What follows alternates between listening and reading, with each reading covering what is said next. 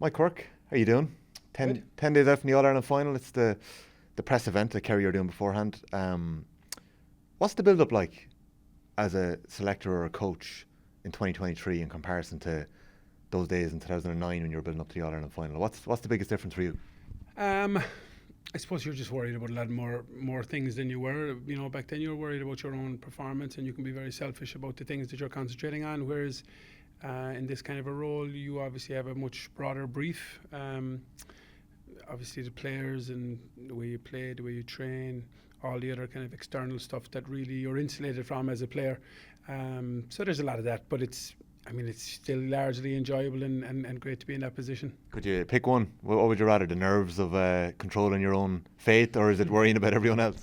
I'm not sure. I think to pick one is to be there and have that problem to worry about. And once you're there as a player or in a management capacity or a coaching capacity, it's just where you want to be. Everybody wants to get to the last day of the season, and when you're there, all those external things that might seem as a nuisance to some people are a great distraction or are great to be involved in. Sunday's win against Derry was a phenomenal game of football for the neutral. James Donoghue was talking about a knot in the stomach being there all game, and even for the 2 hours afterwards while he was watching it. How did you find it on the sideline? Yeah, I think a lot of people didn't realise how good Derry were. You know, people were talking about this inevitable final between Kerry and Dublin long before anybody should have been mentioning that kind of a game. Derry are a really, really, really good side, and they have been developing into that for the last couple of years. So we fully understood, you know, how much of a challenge it was going to be. And it was everything we expected it to be, and yeah, you would have loved to have it a little bit more comfortable coming down the stretch. You hardly planned for 1-11 to be on the scoreboard at half time. Not at all. I mean, if that was their finishing score, you know, it would have been more accurate in terms of the targets that we were looking at. So that whether it took us by surprise or whatever, they were everything we thought they were and more, and we knew we'd be put to the pin of our collar, and absolutely delighted then obviously to come out the other side of that. But it tested us in ways that, you know, you can plan for so much stuff and you can look at all these different angles, but there was obviously stuff that came up there and you say, no, that we haven't prepared for that, and the players can take over on the field and coach themselves up and just get ready and get over the line, you know. Half time felt important. Obviously the black card had happened just beforehand. Derry taking that 3-point lead, they'd kind of gotten a foothold in the game that was very 50-50 beforehand. What's your role at half time? We all have our own bits and pieces, I suppose, that we look at, certain areas of the field, certain players, position specific stuff, going through different targets with people to see how far we are or how close to those, and then I suppose finding solutions to those issues is the main thing.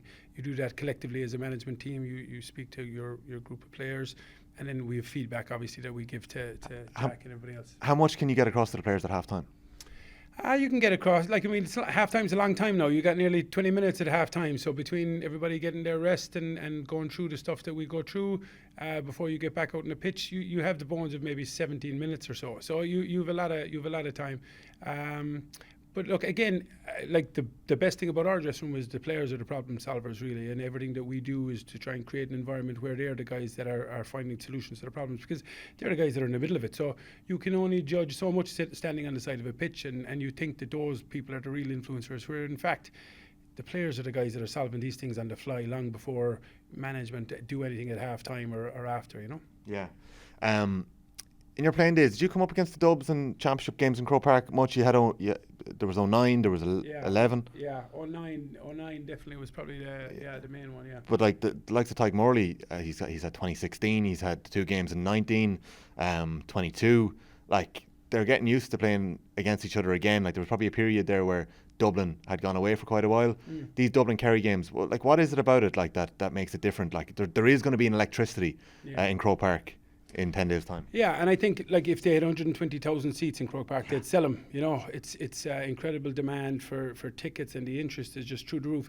And that interest has been there before the semi-final. You know, it's once this came on the horizon, it just captivates people in a way that, you know, traditionally Gaelic games, Gaelic football, these superpowers of Kerry and Dublin, it just takes everybody by storm, really. And look, I don't know what's different about it. I mean, it's the football that they play is probably a little bit different to what's most prevalent out there at the moment. It's probably seen as more attacking, more fluent, more, you know, traditional in the way that people kick the ball and different things. And I think that attracts people. That it's a rarity now. Maybe that you have two teams setting up in a similar way who want to play that kind of way. It's a rare occurrence, and what's rare is wonderful, I suppose. Yeah, it's exciting. The final that's ahead of us. In terms of the Dubs, last year's semi-final, Kerry may have felt that they could have been further ahead at half time. Like, you get brought down the stretch. We all know what happened with Seanie O'Shea's free. The Dubs will point to it and say we had no Con O'Callaghan. They've now brought back Jack McCaffrey, Paul Mannion, Stephen Cluxton, Pat Gilroy's their water boy. Decent addition. How are you approaching that in Kerry? Like, I heard Jack O'Connor say that you hadn't worried about Dublin up until this point. You know, he had other games to focus on. Surely you knew that they were eyeing you up from afar. You are on the perch of being All-Ireland champions, like. You are, and of course, but you have to worry about yourselves. You can't worry about Dublin. Like, now though. Yeah, now it's different. Now they're in front of you, and you can see what they've added from last year. We won that game by a point last year with that free, and they've added in the meantime 4 players that have accumulated 24 All-Ireland medals between them, 16 All-Stars, and roughly 250 championship appearances. So if you're talking about that's roughly a third of their team that they can infuse with that kind of game management, know-how, winning mentality, ability. Like, that's a huge bonus that they're after getting and picking up. So we know that, like, the challenge that we faced last year was mammoth, and that challenge has just increased by the numbers I just threw out there. Like, they're a hugely quality team, and we're going to have to be so much better than we were against Derry and even against Dublin last year to win the game. And that's a great place for us to be in. So I'm hearing you're going up the road as All-Ireland champions and Plucky underdogs to take on the Dubs. Plucky underdogs, yeah. I'm not sure about Plucky underdogs, but I mean, the facts don't lie. That's what they didn't have last year, and that's what they do have this year. What you've added, though, you've added All-Ireland medals across the group. Sure, like that, getting over the line last year against Galway, it must be monumental for the group itself. Have you seen a difference in the lads, even in terms of experience, maturity, how they carry themselves? Have you noticed that? I think even last year, to be honest, like they were a group that was very mature, solid, even keel, never gets too high, never gets too low. I mean, like this year against Mayo, really disappointing performance at home in front of our own supporters, losing a record at home that we hold dear. Did you question yourselves after that, or did you? I'm not sure you question yourself. I mean, we know we're doing a lot of really, really good things even at that stage, but it's a nice timely reminder to say you're not at it right now, and they're at a pitch that's much, much higher than you, and that allows us then to go and say, all right, we really need to go at it here, and these are the areas that was really shown up in that game. And then obviously the break that we got with Cork beating them and the 2-week break, all those things fell into our lap really, and the 2-week run into games really helped. But in general, the point remains that they're just really, really solid, even keel. Never get out above anything that they shouldn't. And it's great, I suppose, that they're getting the rewards now that their effort puts in, because the priority for these fellas all the time is just what can they do to get better, what inches can they crawl over to just get up that hill, and they're they're getting the reward now again.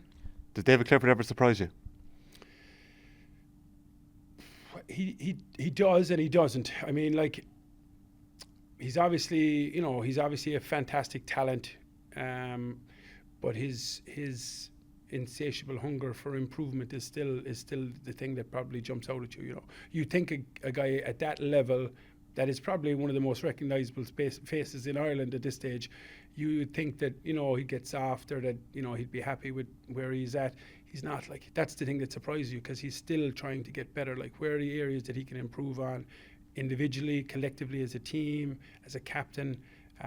So yeah, that is surprising in one sense, and then in another sense it's just not. When you know the guy, you know the kind of character he is.